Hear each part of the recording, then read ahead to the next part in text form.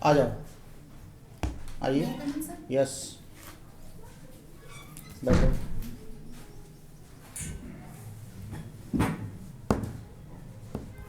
बैठने के बाद बोर्ड को धन्यवाद देते हैं। Thank you sir. तुम्हारे पढ़ने की जो सिस्टम है वो क्या है, सुबह से लेकर के अगली सुबह तक का कैसे पढ़ती हो? सर अगर मॉर्निंग की क्लास रहती है तो फिर सुबह उठते ही पहले तो मुझे यहाँ आते हैं, क्लास करते हैं। उसके बाद जब घर जाते हैं तो मुझे 1 घंटे का टाइम मिलता है। उसमें जो सुबह मैंने पढ़ा रहता है मैं उसको एक बार रिवाइज़ कर लेती हूँ। और फिर आने से पहले 15 मिनट पहले जो मुझे पढ़ाना है, आज जो आप पढ़ाएंगे उसको रिवाइज़ करते हैं। जो आपने सेक्शंस बताए होते हैं कि कल ये पढ़ाया जाएगा, उस टॉपिक को पढ़ के एक बार देख के और फिर उसको आते हैं। और घर जाने के बाद फिर उसको पूरा रिवाइज़ करते हैं। एक स्टूडेंट को सफल होने के लिए क्या सावधानियां बरतनी चाहिए? जल्दी सफल होने के लिए क्या क्या सावधानियां बरतनी चाहिए?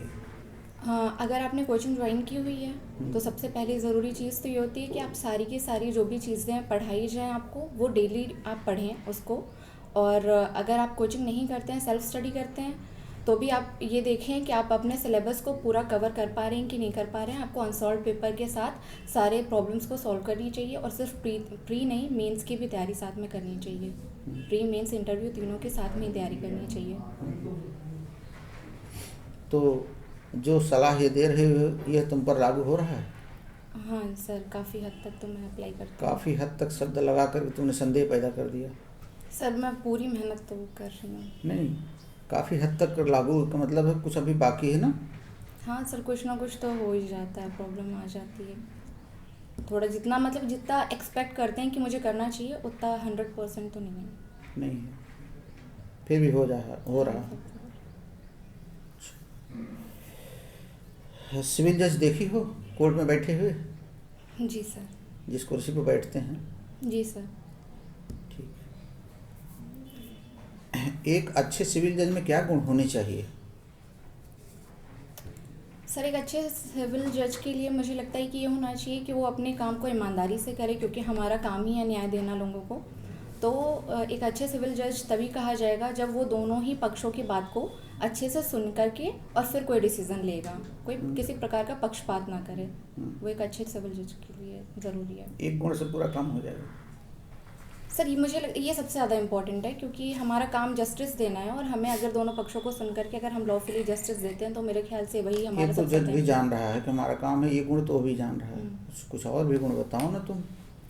ये तो है ही, उसी के लिए वो गया है, उसी के लिए नौकरी मिली है, तो ये गुण तो वो ओपन गुण है। उसको अपनी काम के बारे में पूरी नॉलेज होनी चाहिए, क्योंकि आप अपने काम को तभी अच्छे से कर पाएंगे जब तक आपको पूरी नॉलेज नहीं होगी उस चीज़ के बारे में। तो हमें खुद को पहले उस काबिल बनाना चाहिए, हमें उस चीज़ का पूरा ज्ञान होना चाहिए। उस मतलब जज की कुर्सी पे बैठने से पहले हमें उस चीज़ के बारे में पूरी नॉलेज कलेक्ट करनी चाहिए। बच्चे जब परीक्षाओं में फेल हो जाते हैं तो कुछ बच्चे हैं वो आत्महत्या कर लेते हैं, तमाम पेपरों में पढ़ती होंगी।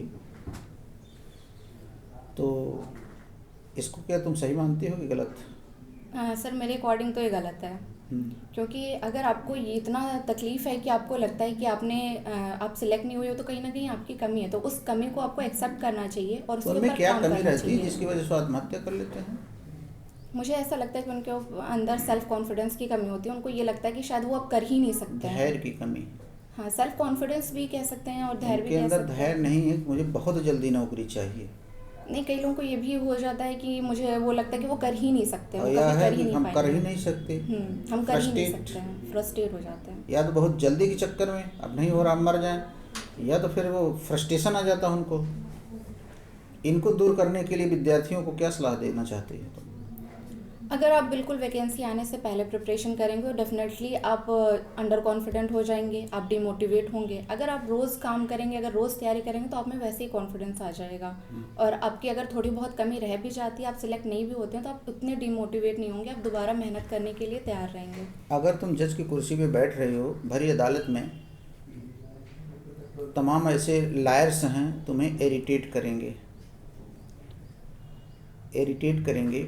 नए नए रहोगे तो प्रैक्टिकल नॉलेज होगा नहीं, तो जज इरिटेट करेंगे तुमको, तो उनसे निपटने के लिए क्या करोगे? मुझे लगता है कि सामने वाला मेरे साथ क्या बिहेव करता है उससे ज़्यादा इम्पोर्टेंट है कि मैं अपना काम कर रही हूँ कि नहीं। मैं अपना काम करूँगी, मुझे फ़र्क नहीं पड़ता कि सामने वाला मुझे कितना इरिटेट कर रहा है। अगर मुझे पता है कि मैं सही हूँ और मैं सही कर रही हूँ तो तो तुम्हारे उसके अंदर कौन सी ऐसी बात है जो इरिटेट से मुकाबला करने में मदद करेगी? अगर मुझे कौन सी नॉलेज है, क्वालिटी है? मुझे लगता है कि मैं बहुत कॉन्फिडेंट हूँ और क्या मुझे नहीं केवल केवल लगता। नॉलेज से काम हो जाएगा? नहीं, मैं कॉन्फिडेंट हूँ, मैं फेस कर सकती हूँ प्रॉब्लम्स को। मुझे ऐसा लगता है कि अगर मुझे कोई इरिटेट करना चाहेगा तो वो मुझे कर नहीं सकता। मुझे किसी के इरिटेशन से मैं इफ़ेक्ट नहीं होती हूँ। हम्म, तो क्योंकि नॉलेज भी तुमको उतना नहीं रहेगा जितना उनको है, तो केवल नॉलेज से तो काम होगा नहीं, क्योंकि प्रैक्टिकल नॉलेज उनको ज़्यादा रहेगा, तुमको कम रहेगा। तो उन सब बातों को लेकर आएंगे कि लॉर्डशिप आपको ध्यान ही नहीं है, ये ही नहीं आपको ज्ञान सिखाया गया है, ये सब बातें कह करके वो इरिटेट करके तुमसे ऑर्डर लेना चाहेंगे। तो मैं तो, अगर कोई मुझसे कुछ करवाना चाहता है तो मैं उनके अकॉर्डिंग नहीं करूँगी। मैं ये देखूँगी कि अगर मेरी कोई गलती तो मैं उसको सुधारूँगी, ना कि मैं उनके अकॉर्डिंग काम करूँगी। कि अगर वो मुझे ये कहें कि आपको ये नॉलेज नहीं है और उनके अकॉर्डिंग मुझे कुछ डिसीजन लेना पड़े, तो मैं वैसा नहीं करूँगी। मैं टाइम लूँगी, मैं जाऊँगी उस चीज़ पे स्टडी करूँगी और फिर मैं कोई डिसीजन लूँगी। बट मैं उनके इरिटेट करने से मैं कोई डिसीजन नहीं लूँगी। तो एक जज में 3 गुण बताइए, मुख्य 3 गुण कौन होने चाहिए सिविल जज? पहले तो किसी भी सिविल जज ही नहीं, किसी भी प्रोफेशन में होने के लिए आपको अपने काम के प्रति नहीं, वफादार किसी भी होना है। नहीं, सिविल जज सिर्फ का जज अलग। के लिए, हाँ। तो सर यही कि आपको अपने काम के लिए वफादारी होनी चाहिए। हाँ। दूसरा, आप में एक पर्सनालिटी ऐसी रखनी चाहिए कि आपको हर चीज़ की, आप जिस भी काम से जुड़े हुए हैं उससे पूरी आपको नॉलेज कलेक्ट होनी चाहिए। आप दिन पर दिन आपको अपने आप को अप टू डेट रखना चाहिए कि क्या चेंजेस आ रहे हैं, क्योंकि अगर हम लॉ फील्ड से हैं तो हमेशा कुछ ना कुछ अमेंडमेंट होते रहते हैं। तो हमें केस स्टडी करनी चाहिए और नई नई नॉलेज को कलेक्ट करना चाहिए, जिससे हम अपने काम को और अच्छे से कर सकें। एक जज का सबसे बड़ा गुण होना चाहिए, उसके अंदर पेशेंस होना चाहिए। पेशेंस सबसे बड़ा गुण होना चाहिए। दूसरे पे आता है ईमानदारी, यानी अपने वर्क के प्रति ईमानदार रहना चाहिए। ईमानदारी में बहुत सारी चीज़ें आ जाएंगी। ये 2 गुण स्टूडेंट में चेक किया जाता है इंटरव्यू के समय में कि क्या ये झूठ तो नहीं बोल रहा है स्टूडेंट। उसका धैर्य चेक किया जाता है फिर यह पूछ करके कि अगर तुम्हारा सिविल जज में नहीं हुआ तो क्या करोगे, इससे धैर्य चेक किया जाता है। वो लड़का हिल जाता है उस समय, होगा ही नहीं क्या मेरा। तो धैर्य और ईमानदारी सिविल जज का एक बहुत बड़ा गुण है जो उनमें रहता है। धैर्य रखने से वे सारे मुकदमों को डील कर ले जाते हैं। कोई कुछ कहे उनके ऊपर कोई फ़र्क पड़ने वाला नहीं, वो अकॉर्डिंग टू लॉ ही करेंगे, चाहे जो कहिए कि रोज़ डेट आप लगा रहे हैं, रोज़ डेट आप लगा रहे हैं। लेकिन जब तक वो केस के मेरिट पे नहीं देख लेंगे तब तक वो फाइनल कोई डिसीजन। वकीलों का काम तो है हड़ताल करना और हल्ला गुल्ला करना, जिंदाबाद मुर्दाबाद करना, तो उसकी वजह से जज के ऊपर कोई फ़र्क नहीं पड़ना चाहिए।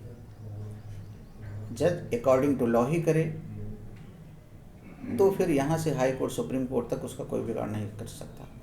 अगर अकॉर्डिंग टू लॉ सारा नहीं हो, प्लस फैक्ट एंड सर्कमस्टांसेस के अनुसार अगर नहीं हो, तो फिर तुम्हारा बिगड़ जाएगा मामला।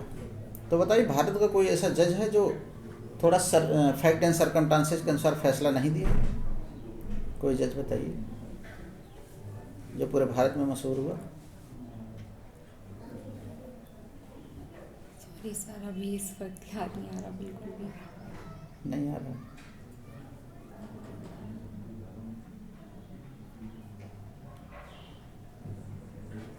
स्किन टू स्किन टच जब तक नहीं होता तब तक पास को नहीं लगता है, ये फैसला आया था। जी सर। तो ये फैसला दिमाग में नहीं आ रहा है इसमें याद? सर एग्जैक्टली किस जज की बेंच में था उनका नाम नहीं याद आ रहा। मतलब भारत की जज हैं? जी। पुरुष है महिला है? महिला थी। हाई कोर्ट की सुप्रीम कोर्ट? Supreme court. चलिए, अध्ययन की ज़रूरत है, सोशल मीडिया से जुड़ी रहो, लेकिन सोशल मीडिया का फ़ायदा लो। सर इसका ज्ञान तो सोशल मीडिया से ही पता चलेगा ना। मैं नहीं हूँ मोबाइल पे हो? सर, फेसबुक व्हाट्सएप किसी ग्रुप से नहीं हूँ, अच्छा, इसलिए नहीं। इसलिए नहीं पता है, लेकिन न्यूज़पेपर में तो हो। पढ़ने का टाइम नहीं मिलता। पढ़ने का टाइम नहीं मिलता है। कोई जॉब तो नहीं करती हो, यही करती हो? हाँ sir, sorry sir, next Ganeshi, time से। क्या नाम है अजय? पुष्पा पुष्पा गणेरी वाला। हाँ, महिला थी। हाँ, न्यायमूर्ति पुष्पा गणेरी वाला, बॉम्बे हाई कोर्ट, उन्होंने ही दिया था ये फैसला। तो कुछ ऐसी बड़ी चीज़ें तो याद रखना पड़ेगा, और जी कम सर। से कम इतना तो याद रखो, बॉम्बे हाई कोर्ट का सुप्रीम कोर्ट का डिसीजन नहीं है। जी सर, मैंने सुप्रीम- पहले कहा, मुझे याद। सुप्रीम कोर्ट ऐसी गलती नहीं कर सकता। ठीक है, सॉरी सर। इंटरव्यू तुम्हारा जो है संतोषजनक रहा, इसको और अच्छा बनाओ। Okay sir. ओके, कुछ और पूछना है तुमको? सर ये कि जैसे कि हमें टाइम नहीं मिलता, अगर सोशल मीडिया पे बहुत ज़्यादा अप टू डेट नहीं है, तो नए जो केस लॉ आते हैं उनके लिए हम कैसे प्रिपरेशन करेंगे? इतनी बड़ी केस ला को तुम ना जानना तो तुम्हारा किताबी कीड़ा माना जाएगा। स्टूडेंट हो, किताबी कीड़ा जिसको लेके यहाँ से सुप्रीम कोर्ट तक, चूँकि लॉ की स्टूडेंट हो, तो ये तुम्हारी कमी है। जी रही बात मोबाइल ना भी तो न्यूज़पेपर में आता है, न्यूज़पेपर के हेडलाइन पे था उनका नाम, तो इसका मतलब ये तुम्हारी कमजोरी हो गई है। मित्र से भी चर्चा करके भी जाना जा सकता है, कोई ज़रूरी नहीं मोबाइल हम खोलें। सर, इसके अलावा भी जैसे और भी केसेस आते हैं, तो उनके बारे में कैसे पता? चलिए वो सब बाद में बताएंगे। ठीक, okay, thank you. Best of luck.